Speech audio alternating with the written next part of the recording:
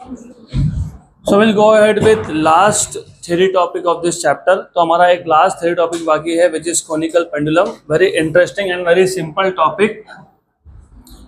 तो सबसे पहले before we start with conical pendulum,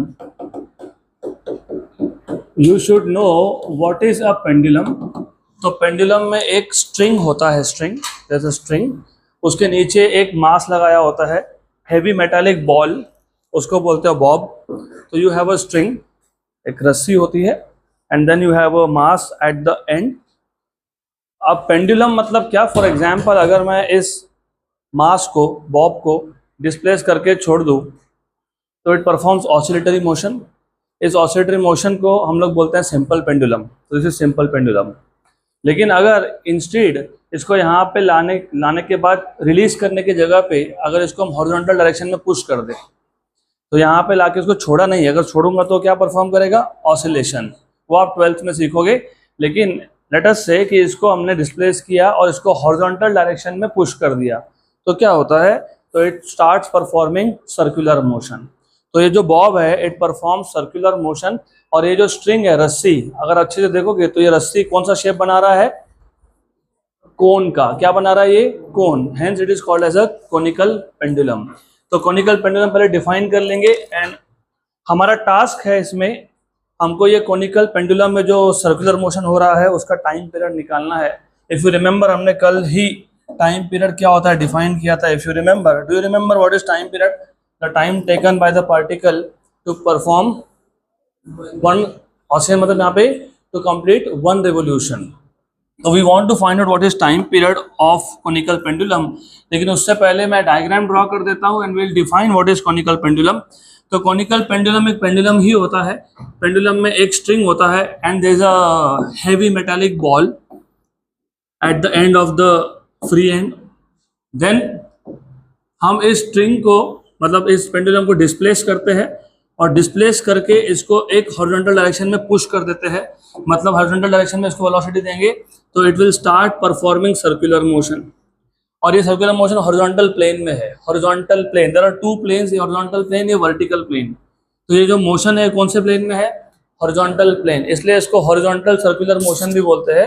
and the angle formed here is called as semi vertical angle theta. Good. तो remember what is a conical pendulum? When the mass of the pendulum, जिसको तुम Bob बोलते हो, is displaced by some angle, semi-vertical angle, and it is given a horizontal velocity, then the bob of the pendulum performs horizontal circular motion and the string makes a cone, traces a cone. Such a pendulum is called as conical pendulum. So when the bob, ये जो heavy metallic spear है इसको bob बोलते हैं. When the bob of the pendulum is displaced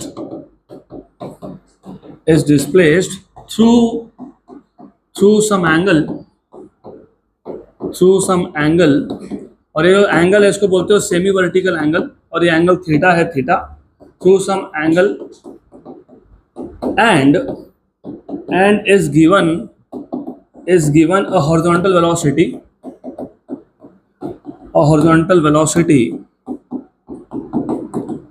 then it performs which motion? Horizontal circular motion. It performs horizontal circular motion,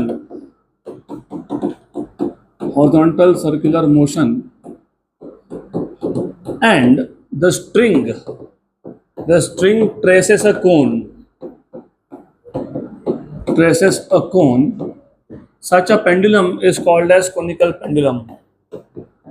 Such a pendulum is called as conical pendulum. तो पहले तो conical pendulum होता क्या ये पता होना चाहिए. Once you know what is conical pendulum, अब हमको फाइंड करना है इसका time period. Time period find करने से पहले you should know in the displaced position. तो मान लेते हैं ये डिस्प्लेस्ड पोजीशन है B.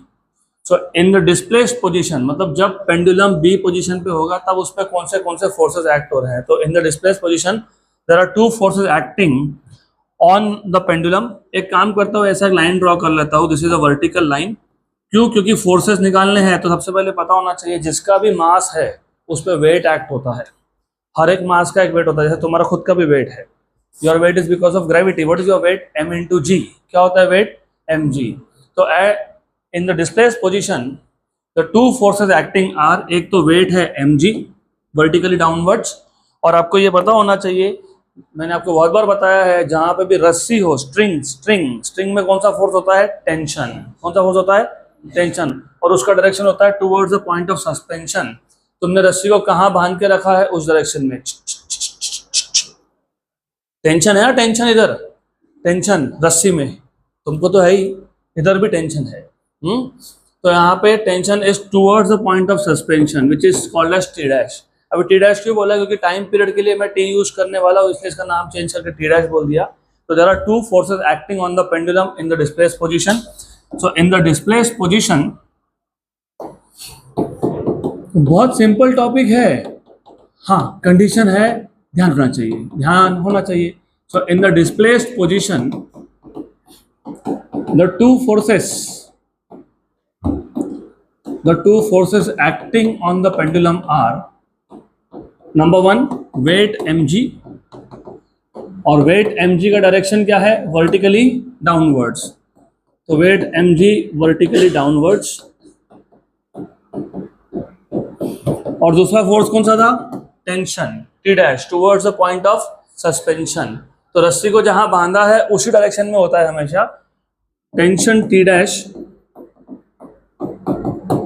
Towards the point of suspension, towards the point of suspension.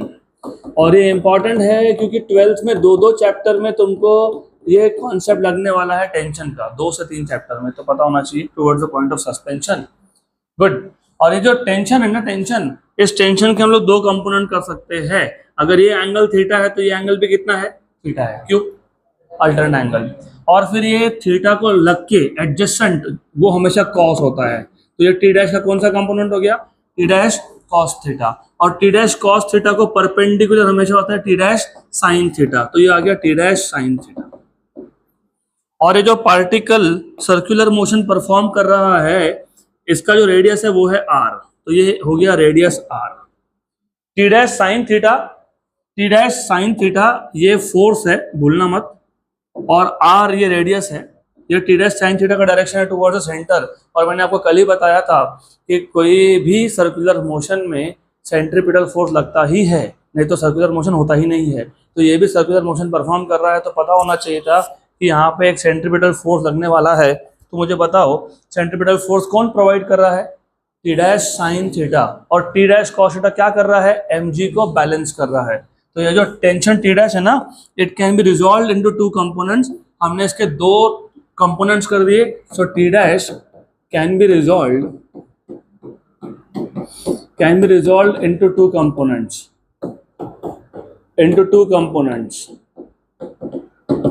Number 1, t dash cos theta, which balances mg.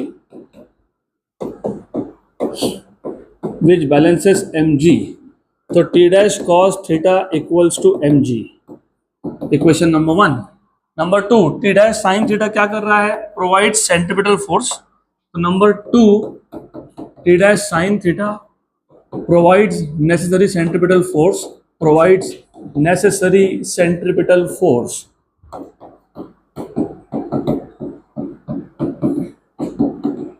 So therefore you have t dash sin theta equals to, याद है क्या centripetal force क्या होता है? mv square by r। हमने कल ही देखा था 3 फॉर्म होते हैं, m omega square r, mv square by r और mv ओमेगा। सेंट्रीपिटल फोर्स के 3 फॉर्मूला थे। t dash sin theta it is mv square by r। Good.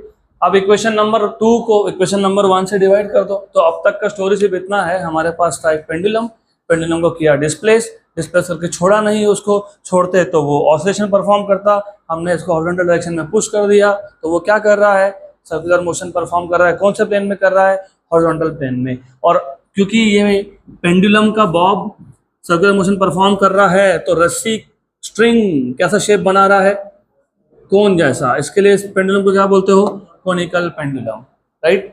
तो डिस्प्लेस पोजीशन में मतलब जब बॉब बी पॉइंट पे था तो कौन से फोर्स एक्ट हो रहे थे, mg weight which is vertically downwards, tension t dash which is towards the point of suspension. इस t डैश के दो कंपोनेंट हो गए, एक हो गया t डैश cos थीटा, एक हो गया t dash sin theta. t dash cos theta किसको बैलेंस कर रहा है, mg को, और t dash sin theta mv square by r provide कर रहा है सेंट्रीपिटल फोर्स, और t डैश cos थीटा किसको बैलेंस कर रहा है, mg को।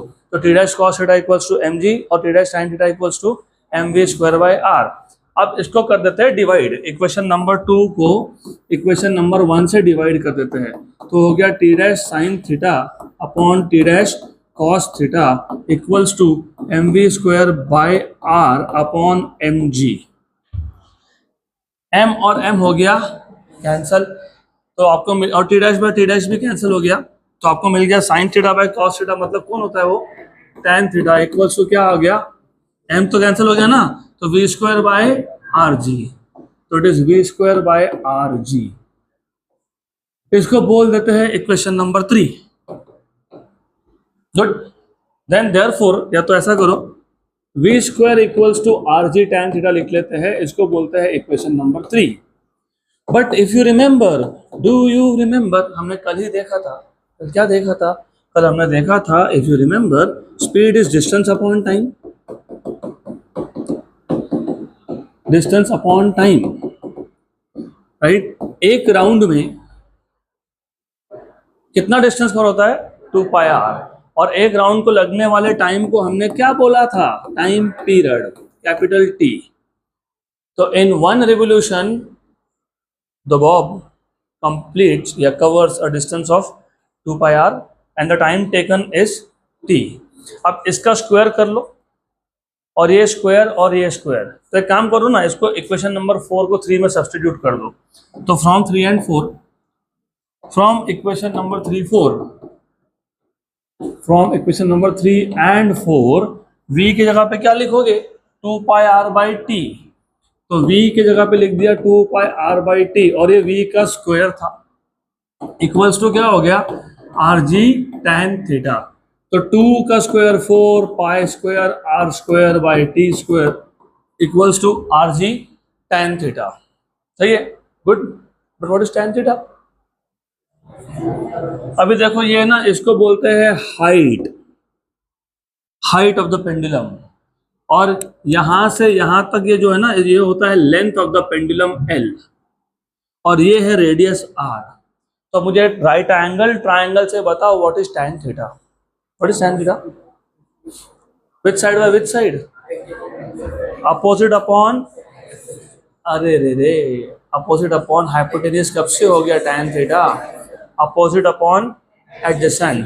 तो tan theta is nothing but r by h. तो यहाँ पे जो टैन थीटा है ना, टैन थीटा है वो क्या है, आर बाय एच है, since tan theta is equals to R by H.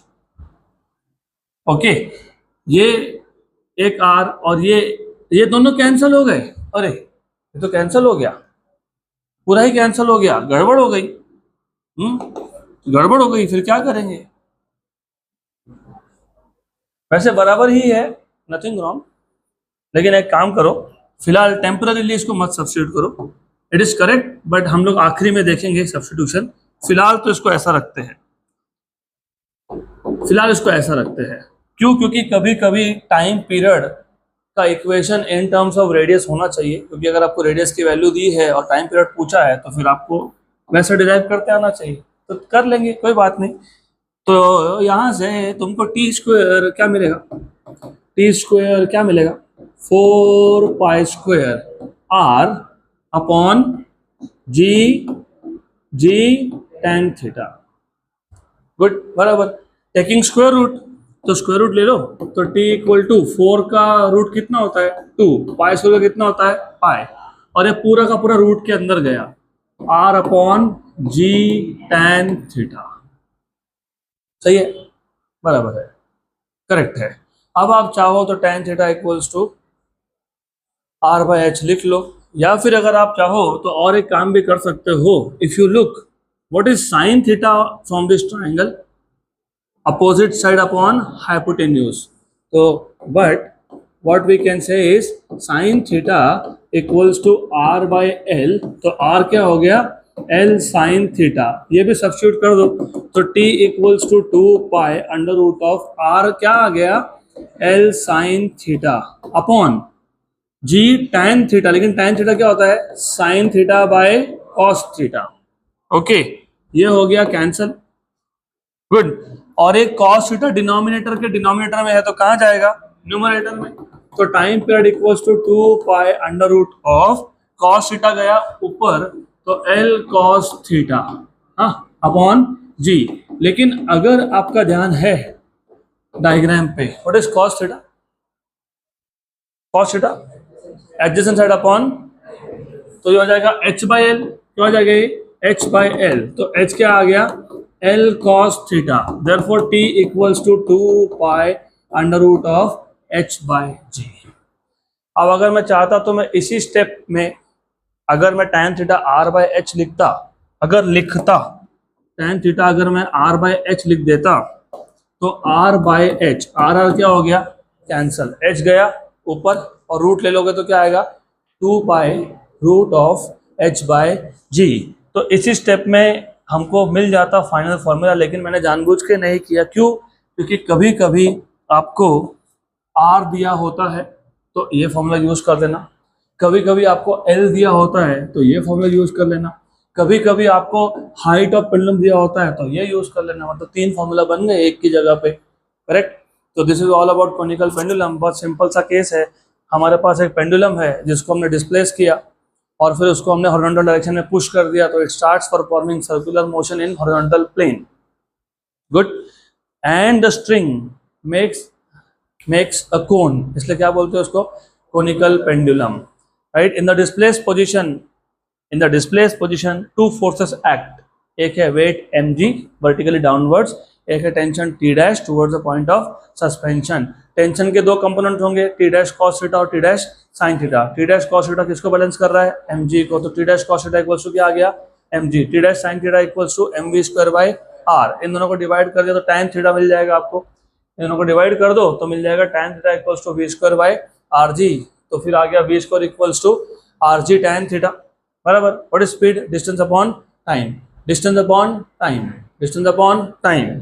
एक राउंड में कितना डिस्टेंस कवर हुआ, 2 पाई r, और टाइम कितना लगता है, t.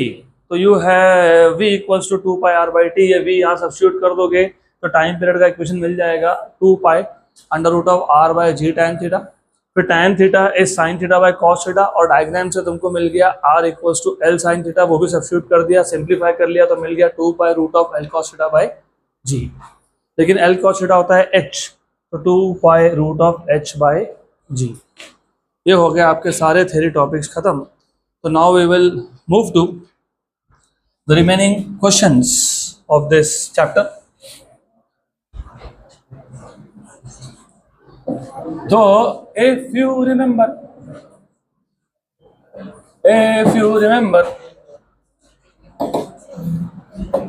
हमने कल ये क्वेश्चन सॉल्व किया था, question number 9. Now I'll move ahead to next question, that is question number 10. चलो सबका ध्यान यहाँ पे, I'll give you sufficient time to write down. तो यहाँ ध्यान दो और बुक बाद में निकालते बैठना. A particle moves in a circle with constant speed of 15 meter per second. A particle moves in a circle with constant speed, मतलब यूनिफॉर्म सर्कुलर मोशन है ये. The radius of circle is 2 meter. Determine the centripetal acceleration of the particle. बहुत simple सा question है.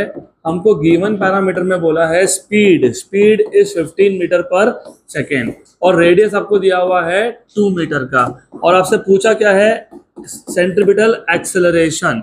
तो v और r अगर आपको दिया हो, अगर आपको v और अगर आपको r दिया हो तो what is the formula for centripetal acceleration, v square by r. Very good, v square by r.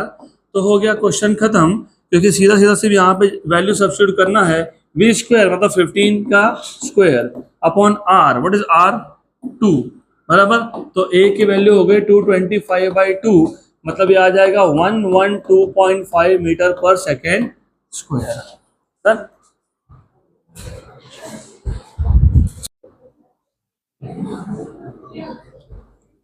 चलो अगला question. Next question,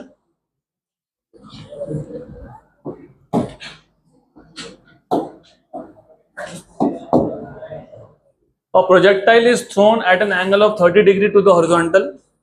Projectile is thrown at an angle of 30 degree to the horizontal.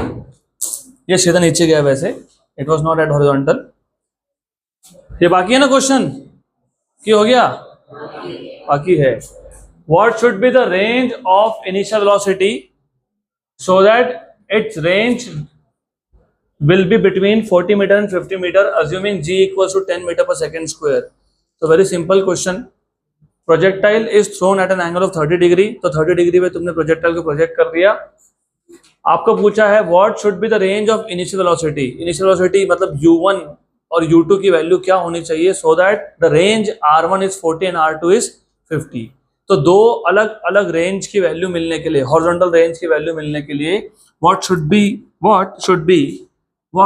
Be the value of initial velocities. बहुत simple सा question है। आपको range r1, range r2 और g की value दी है और आपको पूछा है कि r1 रेंज होने के लिए u1 की वैल्यू कितनी होनी चाहिए, मतलब इनिशियल वेलोसिटी कितना होना चाहिए, और r2 के लिए u कितना होना चाहिए, मतलब u2 कितना होना चाहिए।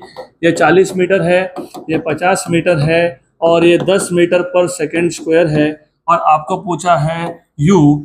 तो मुझे बताओ कौन सा फॉर्मूला यूज होगा। If you remember what is the formula of range, क्या आएगा? U square sine 2 theta by g. इसका मतलब u square equals to are g by sine 2 theta, r g by sine 2 theta.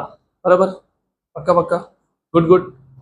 Therefore अभी देखो क्या है, अगर अच्छे से सोचोगे तो जी की वैल्यू तो कांस्टेंट है, और थीटा की वैल्यू भी कांस्टेंट है, मतलब जी अपॉन साइन 2 थीटा कांस्टेंट है। इसका मतलब मैं सीधा सीधा लिख सकता हूँ r into 10 upon sine of 2 into 30 that is sine 60। बराबर, what is sine 60? Root 3 by 2, root 3 by 2। तो therefore you have r equals to, sorry u equals to, u square equals to, u square equals to क्या आएगा? ये root 3 by 2, root 3 by 2 का 2 जाएगा ऊपर, तो this is r into 10 upon root 3 by 2। ये 2 गया ऊपर, तो 20 बाय रूट 3, तो ये हो जाएगा 20 बाय रूट 3 r, राइट। और थोड़ा सा स्मार्ट काम करना है क्योंकि तुम स्मार्ट हो तो काम भी स्मार्ट होना चाहिए। 20 by root 3, 20 by root 3, you know what is root 3? 1.732, 1.732 कितना आ गया? 11.547। तो ये आ जाएगा 11.547 r। ये रिमेंबर ये यू स्क्वायर है, क्या ये यू स्क्वायर है, तो यू स्क्वायर है, ये भूलना नहीं इसको, ये यू स्क्वायर है। तो अब आपको जब u1 फाइंड करना है तो u1 square is 11.547 r1, correct, good. तो 11.547 r1 की वैल्यू कितनी थी? 40। तो इसको 40 से मल्टीप्लाई कर लेते हैं, इसको 40 से मल्टीप्लाई कर लेते हैं, कितना आया? 461.89। उसका रूट, क्योंकि ये यू स्क्वायर है ना, हमको यू चाहिए, इसका रूट कितना आया? 21.49। बराबर है कि नहीं ऐसा? अरे आंसर चेक करो ना, कितना है? 21.49 metre per second. Number 2, that is u2 square equals to 11.547 r2। 11.547 r2 की वैल्यू 50 वैल्यू है इसकी 50। तो 11.547 इंटू 50 कितना आ गया? 577.35। इसका रूट कितना है? 24.02। तो u2 आ गया 24.02 मीटर पर सेकेंड। है क्या ऐसा? है? Okay done.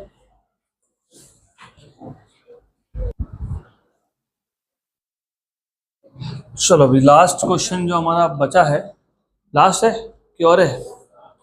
लास्ट है। एग्जाम्पल 8 बाकी था ना। नहीं, कुछ तो बाकी है। Example 8,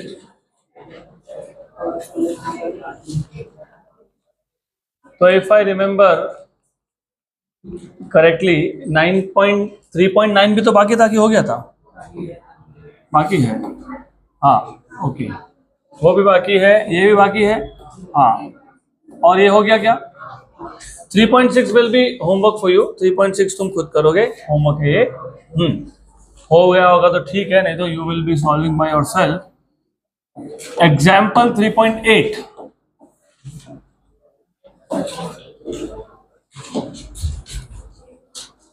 an object of mass 50 gram moves uniformly along a circular orbit. So it is moving uniformly along a circular orbit, मतलब uniform circular motion with an angular speed. Angular speed, linear speed नहीं बोला, क्या बोला है? Angular speed. क्या बोला है? Angular speed. कितना angular speed?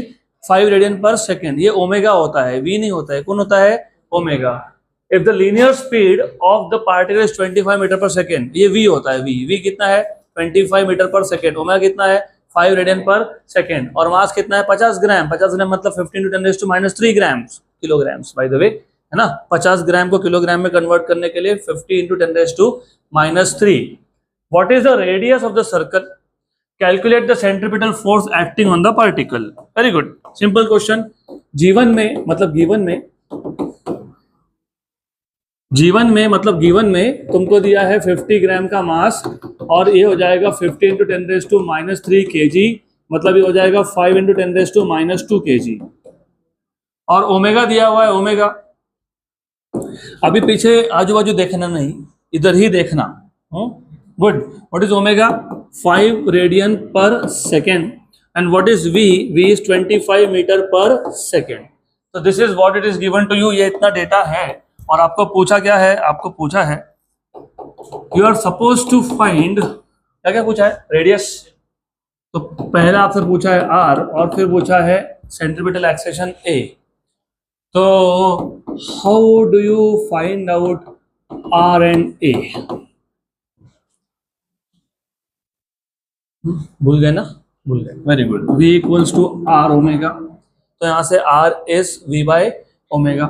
Number 2, R find करने ही वाले हो तो A equals to V² by R। Centripetal force पूछा है, सेंट्रीपिटल एक्सेलरेशन नहीं पूछा है, सेंट्रीपिटल फोर्स पूछा है। कोई बात नहीं, सेंट्रीपिटल फोर्स तो सेंट्रीपिटल फोर्स फाइंड कर लेंगे। What is so difficult in that? Centripetal force मतलब क्या? Mass into acceleration. What is acceleration? V² by R। या इफ यू वांट, 3 फॉर्मूला बताए थे मैंने, एक था mv² बाय R, एक था m⍵² R, एक था mv ओमेगा। ये सिंपल क्यों है? m दिया है, ओमेगा दिया है, v दिया है, इन सबको मल्टीप्लाई करना है डायरेक्टली। तो ये 2 फॉर्मूलाज हो गए। तो let us find out what is R first. तो v equals to R omega, तो R equals to v by omega. v is 25, omega is 5, तो रेडियस इज 5 मीटर का रेडियस है। Then you are suppose to find out centripetal force, mv omega. m है 5 × 10⁻²। v की value कितनी है? 25। Omega कितना है? कितना ओमेगा? 5। 5 5 25 × 25 625, 625 × 10⁻², 6.25 न्यूटन। खत्म हो गया आंसर।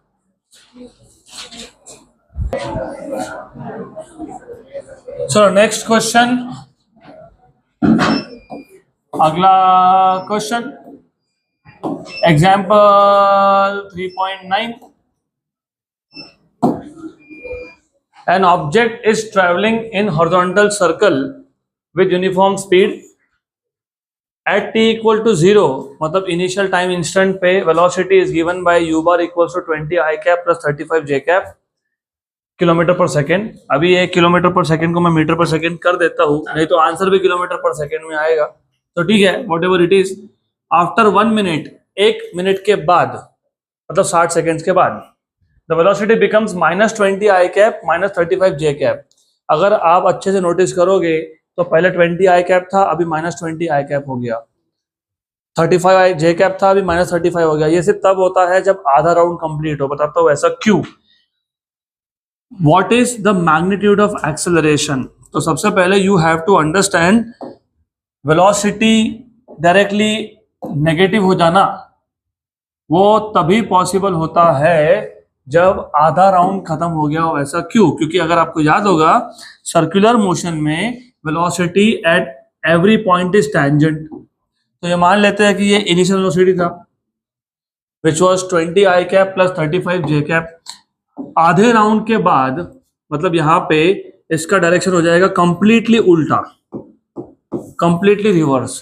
तो आई कैप जो है अभी वो माइनस आई कैप हो जाएगा और जे कैप क्या हो जाएगा? माइनस जे कैप। तो वेलोसिटी बन जाएगा -20 आई कैप -35 जे कैप। और ये ट्रिक्स तुमको पता होंगे तो सीईटी में क्वेश्चन फटाफट सॉल्व होते हैं। तो जब दोनों कंपोनेंट्स डायरेक्टली रिवर्स हो जाए इसका मतलब आधा राउंड कंप्लीट हो गया, बराबर। तो आधा राउंड कितने टाइम में कंप्लीट हुआ? 1 मिनट में। तो पूरा राउंड कितने में होगा? तो टाइम पीरियड मिल गया आपको 2 मिनट, मतलब टाइम पीरियड हो गया 120 सेकेंड्स। तो ये छोटे छोटे चीजें हैं which will basically help you to solve questions. अभी गिवन पैरामीटर में आपको दिया हुआ है u bar which is 20 i cap plus 35 j cap, v bar which is -20 i cap -35 j cap, और u बार से v बार हो गया कितने टाइम में? 1 मिनट में, मतलब कितने टाइम में? 60 सेकेंड में, राइट। और आपको फाइंड करने के लिए क्या बोला है? आपको फाइंड करने के लिए बोला है what is the magnitude of acceleration, मतलब a पूछा है, बराबर। अब a कैसे फाइंड करते हो? a फाइंड करने के अलग अलग मेथड्स हो सकते हैं। तो will start with solution first. Let us see, हम लोग खुद का फॉर्मूला बना लेंगे। तो स्टार्ट तो करो। अभी ऐसा है, सिंस u बार गेट्स रिवर्स्ड मतलब उल्टा हो गया, तो reversed in how much time? In 1 minute, right. Therefore इतने 1 मिनट में, in 1 minute particle completes half circle. Particle completes कितना circle? Half circle. completes half circle. Therefore time period will be 2 times of t. 2 times of t आएगा ना। ये आधा चक्कर 1 minute में, तो पूरा चक्कर कितने में? 2 टाइम्स में, तो 2 मिनट। टाइम पीरियड आ गया 2 मिनट का। 2 मिनट मतलब 120 सेकेंड का। आपको फाइंड करने के लिए क्या बोला है? आपको फाइंड करने के लिए बोला है एक्सेलरेशन। और रिमेंबर स्पीड कांस्टेंट है, यूनिफॉर्म है। मतलब कौन सा मोशन है? यूनिफॉर्म सर्कुलर मोशन है। यूनिफॉर्म सर्कुलर मोशन में कौन सा एक्सेलरेशन होता है? सेंट्रीपिटल होता है, टुवर्ड सेंटर। उसके 3 फॉर्मूला थे। एक था v²/r, राइट। अब v² मतलब मैं वेलोसिटी का मैग्नीट्यूड निकाल लूंगा। बोलोगे कौन सा, इनिशियल का कि फाइनल का? मैग्नीट्यूड सेम है, यूनिफॉर्म स्पीड है। तुम how do you find out magnitude of a vector? √(x component plus, हाँ तो फिर दोनों सेम ही आने वाले हैं। तो v²/r करोगे तो कोई भी v, दोनों में से कोई भी चलेगा। लेकिन रेडियस पता है क्या? नहीं, तो वो तो नहीं यूज होगा। फिर क्या यूज होगा? दूसरा कौन सा था? ω²r। फिर सेम रीजन है, तुमको r पता है क्या? नहीं, तो यूज होगा क्या? नहीं। बचा कौन? vω। कौन बचा? vω। लेकिन ओमेगा पता है क्या होता है? 2π टाइम पीरियड। क्या होता है? 2π। इसलिए तो टाइम पीरियड पहले फाइंड किया। तो टाइम पीरियड मिल गया, v भी मिल जाएगा। What is v? √(x कंपोनेंट² मतलब -20² प्लस √(y कंपोनेंट मतलब -35 का स्क्वायर। तो 20 का स्क्वायर 400, और ये पता है कितना होता है? 1225। कैसे? Square of any number ending with 5। तो पहले ऐसा 25 लिख लो, 5 का स्क्वायर लिख लो। 3 का अगला नंबर कौन है? 4। 3 × 4 कितना? 12। तो 1225। तो कैलकुलेशंस के लिए तुमको ये पता होना चाहिए tricks, how to find out square of any number ending with 5। कोई भी नंबर हो, जैसे फॉर एग्जांपल 65। 5 का स्क्वायर 25, 6 का अगला नंबर 7, 6 × 7 42, राइट। और 6.5 का तो 42.25, राइट। फॉर एग्जांपल 85 का स्क्वायर, 85 का स्क्वायर निकालना है। लेट अस से 5 का स्क्वायर 25 होता है, 8 का अगला नंबर 9 होता है, 8 × 9 कितना होता है? 72। तो 8.5 का होगा तो 72.25 आ जाएगा। ऐसे आपको पता होने चाहिए नंबर्स। ये कितना है? 1625 मतलब approximately 40 metre per second, approximately, क्योंकि 1600 का रूट होता है 40, तो 1625 का अप्रोक्सीमेटली 40 है, अप्रोक्सीमेटली। हाँ, एग्जैक्ट देख लेते हैं, एग्जैक्ट आ गया 40.3, तो एग्जैक्ट आ गया 40.31, तो 40.31 लिख सकते हो या 40 लिख सकते हो, दोनों ही चलेगा, कोई प्रॉब्लम नहीं है।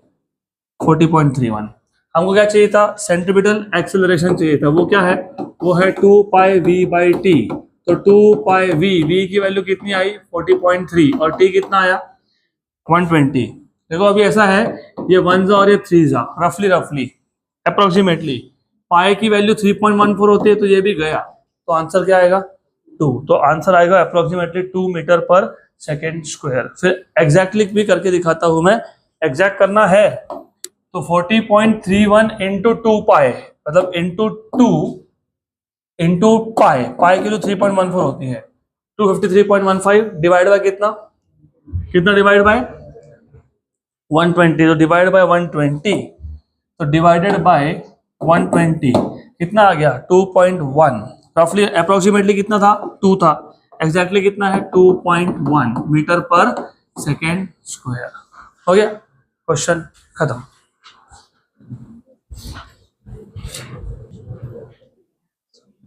चलो, one last question which is pending from this chapter, एक लास्ट क्वेश्चन है एग्जाम्पल 3.6, अगर बाकी भी होगा तो वो आपको होमवर्क है, अगर बाकी होगा तो this question is pending, question number 8, और बहुत इंटरेस्टिंग क्वेश्चन है, simple and interesting. A train is moving eastward को आई कैप बोल देते हैं, एट 10 मीटर पर सेकेंड, तो ट्रेन का speed 10 metre per second i cap है with respect to ground. A waiter is walking eastward at 1.2 metre per second, तो इस train पे a waiter is walking in the same direction, तो जो train का speed है वो विथ रिस्पेक्ट टू ग्राउंड था, जो वेटर का स्पीड है वो विथ रिस्पेक्ट टू ट्रेन है, not with respect to ground. With respect to ground हो जाएगा 1.2 प्लस 10, क्योंकि लॉजिकली सोचो, फॉर एग्जाम्पल अभी देखो कितना अच्छा सिचुएशन है, मैं एक प्लेटफॉर्म पे खड़ा हूँ, ये ट्रेन है बराबर, मान लो ये ट्रेन आगे जा रहा है, कितने स्पीड से जा रहा है 10 मीटर पर सेकेंड, और मैं वेटर हूँ, मैं ऐसा ट्रे लेके जा रहा हूँ इसके ऊपर बराबर, with speed of 1.2 metre per second. अब आगे क्या बोला देखो, और फ्लाई मक्खी, और फ्लाई इज चार्जिंग मतलब चार्ज नहीं कर रहा है, वो आगे जा रहा है, मूविंग, चार्जिंग मतलब मूविंग, नहीं तो लगे फ्लाई भी चार्ज करता है कि खुद को, नहीं करता है। और fly is moving towards north, remember east से 90 degree to the clock, anti clockwise direction होता है नॉर्थ, तो अगर ईस्ट में जा रहा था वेटर, तो जो फ्लाई है वो उसको क्रॉस करके जा रहा है, वो नॉर्थ में जा रहा है, okay. Across the waiter's tray at 2 metre per second, fly का speed with respect to waiter है, वेटर का speed with respect to train है, ट्रेन का speed with respect to ground है, अर्थ है मतलब। What is the velocity of the fly relative to earth? Good question, simple question, थोड़ा सा आपको इसको सिर्फ पैरामीटर्स को अच्छे से लिखते आना चाहिए, आंसर तो बहुत सिंपल है। Velocity of train with respect to earth था, और वो कितना था 10 i cap metre per second, क्योंकि ईस्ट मतलब आई कैप। उसके बाद वेटर का speed with respect to train था, वो कितना था 1.2 metre per second along east, तो आई कैप। उसके बाद फ्लाई का speed with respect to waiter था, और वो कितना था 2 जे कैप, क्यों जे कैप, क्योंकि नॉर्थ है इसके लिए। और आपको पूछा क्या है, आपको पूछा है what is the velocity of fly with respect to earth, है ना, velocity of fly with respect to earth. Answer vector form में कि स्केलर फॉर्म में, देख लो एक बार, सिर्फ आई कैप जे कैप के टर्म में है कि सिर्फ नंबर दिया है? हाँ ठीक है, तो हमको वेलोसिटी का मैग्नीट्यूड ही फाइंड करना है। अब ये कैसे फाइंड करेंगे, तो it is too simple. If you remember, अगर आपको याद होगा, मैंने जब आपको रिलेटिव वेलोसिटी पढ़ाया था तब मैंने आपको बोला था कि velocity of A with respect to Z कैसे लिखते हैं, A with respect to B plus velocity of A with respect to B plus velocity of B with respect to C plus velocity of C with respect to D, ऐसा करते जाएंगे। सही है, good. अभी हमको क्या फाइंड करना है, हमको फाइंड करना है वेलोसिटी ऑफ क्या, fly with respect to earth. तो velocity of fly with respect to earth कैसे फाइंड होगा, पहले तो velocity of fly with respect to waiter plus velocity of waiter with respect to train plus velocity of train with respect to earth. Done, ये बन गया formula. तो you have velocity of fly with respect to earth equals to velocity of fly with respect to waiter, कितना था 2j cap. Velocity of waiter with respect to train क्या था 1.2 i cap. Velocity of train with respect to earth क्या था, हाँ 10 i cap. तो ये हो गया 10 प्लस 1.2 मतलब 11.2 i cap plus 2 j cap. ये हो गया वेक्टर फॉर्म। आपको चाहिए था स्केलर फॉर्म, स्केलर फॉर्म मतलब मैग्नीट्यूड। तो मैग्नीट्यूड कैसे निकालते हो, under root of x component square plus, अब मैं तुमको एक रफ आंसर बताता हूँ क्या आएगा। 11 का स्क्वायर कितना होता है 121 और 2 का स्क्वायर 125 का रूट 11 पॉइंट समथिंग ही आएगा, 11.4 के आसपास आंसर आना चाहिए। कितना है 11.4। तो एक बार वेरीफाई भी कर लो, 11.2 का स्क्वायर 125.44, इसमें 2 का स्क्वायर तो 4 ऐड कर लिया और उसका रूट ले लिया, 11.377 राउंड ऑफ करके 11.4 मीटर पर सेकेंड। डन। तो इसी के साथ ये चैप्टर हुआ खत्म, स्टेट बोर्ड पार्ट।